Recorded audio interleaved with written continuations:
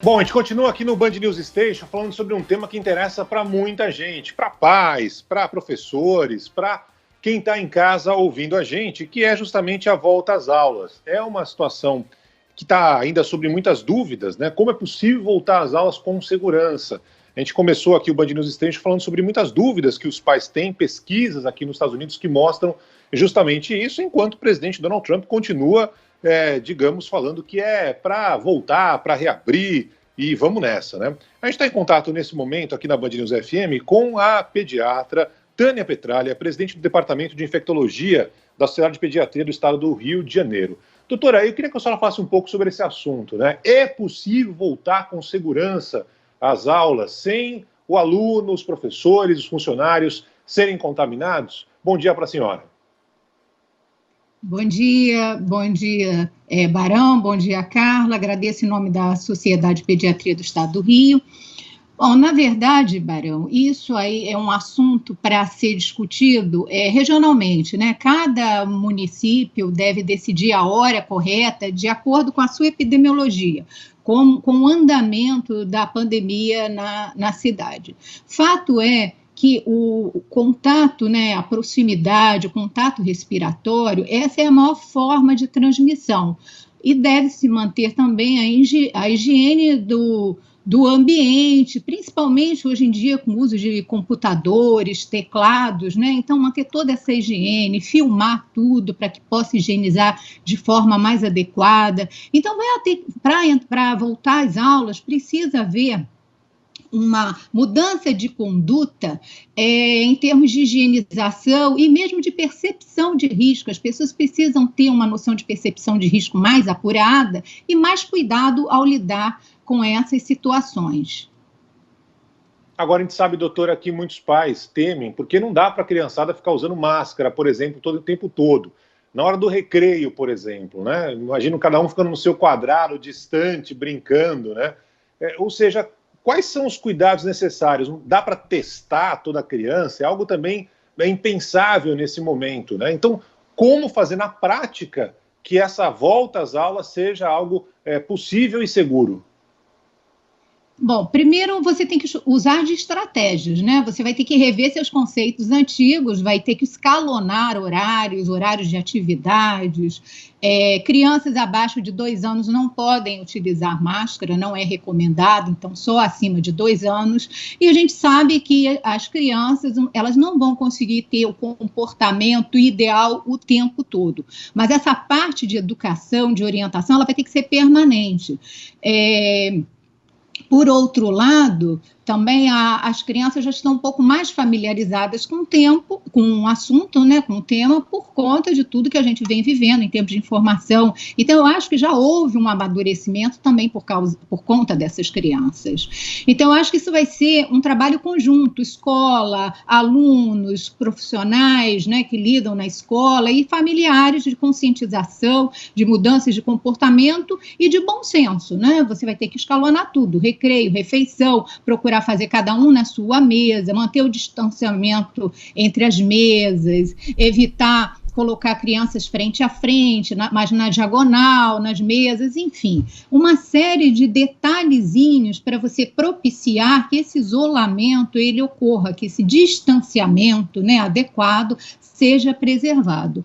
E a vida vai ter que retomar, vai ter que voltar e as pessoas vão ter que se readequando a uma nova realidade. Doutora Tânia, com relação ao que já se sabe sobre o coronavírus em crianças, a gente sabe que as faixas etárias acima dos 60 anos, né, os idosos, eles têm mais risco de vida quando em contato com esse vírus. Agora, a gente já sabe o que acontece com as crianças, né? Há algum tipo de reação um pouco mais grave depois do contato com a doença? Bom, em relação à criança ela tem uma forma bem branda da doença, né? A maioria ou é assintomática ou então tem de uma forma muito leve e às vezes nem detectada, nem identificada como Covid-19. Porém, a doença em menores de 1 ano, ela é mais grave e também há pouco tempo foi detectada uma síndrome rara, mas bem grave relacionada com Covid-19, que é a síndrome inflamatória multissistêmica. Foi primeiro identificada na Inglaterra, e depois casos começaram a ser notificados em toda a Europa, os Estados Unidos, com um número de casos muito grande. É uma doença que está relacionada, não propriamente com a infecção aguda, mas ela aparece depois, 3 semanas mais ou menos, depois da infecção aguda pela Covid. Então, a criança tem Covid, aí umas 3 semanas depois, ou 4 semanas, de 15 a 4 semanas depois, aparece com um quadro mais grave de uma febre persistente, conjuntivite, o corpo, aparece um exantema, uma vermelhidão que dá no corpo, pode ter edema de pés, de mãos, alterações cardíacas, renais, enfim. É um quadro de uma inflamação sistêmica e que pode afetar vários órgãos. Então, isso sim é grave. E uma coisa que chama atenção é que essa síndrome, ela acomete crianças mais velhas. A gente conhece uma síndrome muito parecida, que é Kawasaki, que acomete crianças mais jovens, menores de 5 anos. Mas em relação a essa associação com essa síndrome inflamatória com Covid, a faixa etária é um pouco superior e a gente vê até adolescentes. Então, os pediatras precisam ficar atentos, identificar e precisam principalmente notificar. Nós precisamos dessa notificação para que acompanhemos essas novas características, uma doença multifacetada, conhecemos pouco e precisamos identificar todos os achados clínicos em relação a essa doença. Então, por favor, notifiquem. Aqui nos Estados Unidos, as crianças representam 8% dos casos, entre elas menos de 3% foram hospitalizadas e menos de 1% morreu, dados estatísticos aqui dos Estados Unidos. Doutora Tânia, a gente sabe que em alguns casos, em adultos, tem uma propensão a dificultar a recuperação. Caso, por exemplo, de quem é obeso, quem já teve problemas pulmonares.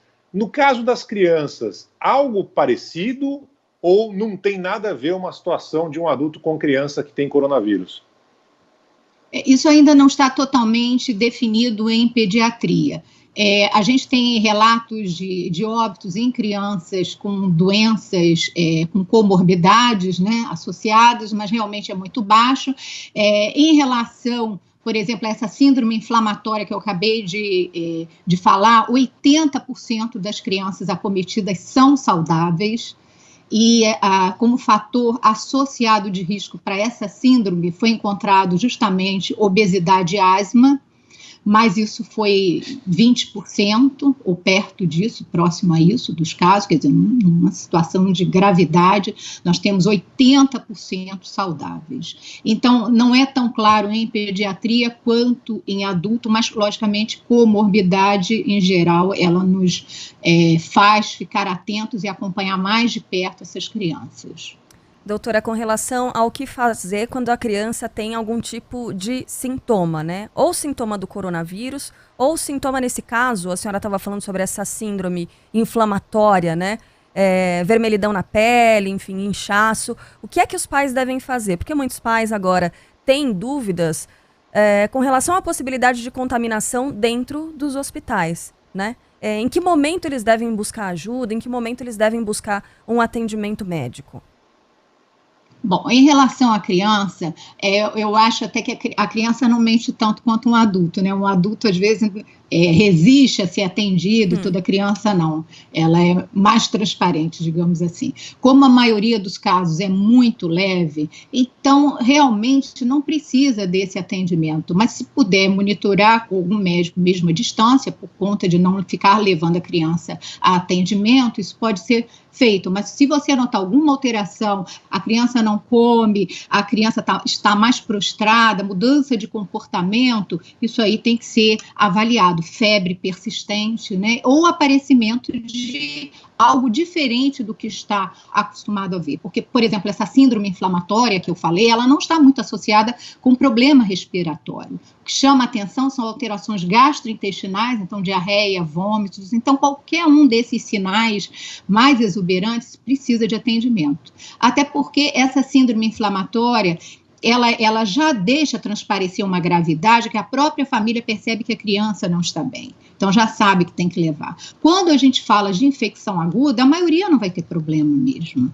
Então, a maioria vai ser atendida mesmo no domicílio, com orientação à distância. Agora, qualquer um desses sinais, uma diarreia mais persistente, dor abdominal, porque às vezes até simula uma apendicite, uma dor muito forte. Nesse sentido, quando acontecer qualquer uma dessas intercorrências, a criança deve ser avaliada pessoalmente pelo pediatra. Doutora Tânia, para a gente encerrar, tem muitos pais ouvindo a Band News FM agora, e alguns com a famosa pulga atrás da orelha. Deixe o meu filho voltar quando as aulas forem retomadas para a escola, ou realmente não deixo, né? Qual é a análise que o pai deve fazer nesse momento? Que tipo de cuidado ele deve tomar para evitar, ou tentar evitar? Não dá para botar o filho numa bolha, né, e mandar para a escola. Tem muitos pais que adorariam fazer isso sempre, com pandemia ou sem pandemia. Mas, enfim, o que ele pode fazer num momento como esse de tomar cuidado, claro, para evitar ou tentar evitar a contaminação? Que fogueira, hein, Barão? Você jogou a doutora? Ele me fez a pergunta que a resposta vale $1 milhão. Exatamente. Tem muito pai e muita mãe que o filho não pode sair de casa. Meu Deus do céu, caiu no chão, nossa senhora, vai morrer. Isso faz parte um pouco do aprendizado da criança, né? Mas nesse caso, para que os pais desenvolvam os próprios protocolos, né? Uma coisa bem prática. Bom, o fato é, Barão, a vida vai precisar voltar. O vírus está circulando, vai continuar circulando, e nós vamos ter que conviver com isso, porque as pessoas precisam trabalhar, as pessoas precisam se sustentar, outras doenças estão afetando as famílias, não só Covid, existem outras doenças, crianças confinadas, uma criança confinada na rede rural, na área rural, ou numa casa, é muito diferente de uma criança confinada num apartamento pequeno. Então, existe toda uma realidade de uma família que deve ser analisada, o ensino à distância, o que a escola oferece, qual é a realidade de cada um. Se a opção for voltar à escola, volte com consciência, converse com a criança. Agora, uma coisa importante, sem terrorismo, sem medo, com consciência, até porque a gente sabe que as crianças, elas têm formas brandas da doença. Ontem mesmo saiu um estudo em escola feito na Austrália, com resultados muito animadores em relação à transmissão em escola. Então, eles tiveram mesmo um surto em uma única escola, avaliaram 15 escolas. Então, cada um vai ter um comportamento. Agora, é importante a responsabilidade da escola no monitoramento de casos, na identificação de qualquer anormalidade, afastar, entrar em contato com a família, pesquisar, notificar. Então, é uma mudança de paradigmas, é uma mudança de conduta, mas eu acho que tem que ser visto de uma forma otimista, como aprendizado, e conversar com as crianças abertamente, de uma forma realista, mas sem amedrontar, de uma forma que ela possa entender e aceitar essas medidas de isolamento, com a esperança de que isso, em breve, que isso, ano que vem, isso já esteja resolvido, com o surgimento de uma vacina, ou com comportamentos mesmo regionais de cada município. Enfim, eu acho que é uma mensagem de esperança, de aprendizado, de educação. Eu acho que nunca foi tão importante família, educação, criança, informação, para poder fazer com que este momento seja um momento importante na vida da criança, mas também sem medo, de forma bem natural.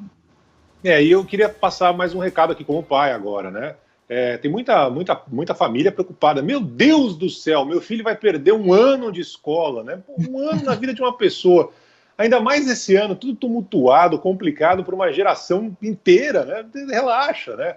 Um ano é algo que passa muito rápido. Na vida futura dessa criança, dessa pessoa, não vai fazer tanta diferença assim, né, doutora? Nós podemos dizer que nós perdemos ou ganhamos? Depende do seu olhar, né? Então, se você aproveitou com qualidade esses momentos dentro de casa com seu filho, aumentando laços, né, criando outras oportunidades de convivência, de amor, de união, isso aí é ganho. Eu não posso considerar isso como prejuízo. Então, acho que é isso. Você vai se preocupar com meses perdidos, um ano perdido, eu acho que isso aí é secundário. Nós perdemos muitas vidas, eu acho que isso que é importante. Então, vamos pensar no lado bom, na oportunidade dos pais terem ficado mais com seus filhos, deles terem avaliado suas condutas em relação, por exemplo, agora eles tiveram quantidade de tempo com criança, mas numa vida normal, eles precisam aprender a ter a qualidade desse tempo. Talvez isso seja um alerta para discernir a diferença entre tempo com criança e qualidade do tempo com a criança. Eu agradeço demais a entrevista com a doutora Tânia Petralha, que é médica, presidente do Departamento de Infectologia da Sociedade de Pediatria do Estado do Rio de Janeiro. Doutora Tânia, muito obrigado pela entrevista aqui à Band News FM. Até uma próxima oportunidade. Muito obrigada, tudo de bom. Obrigada.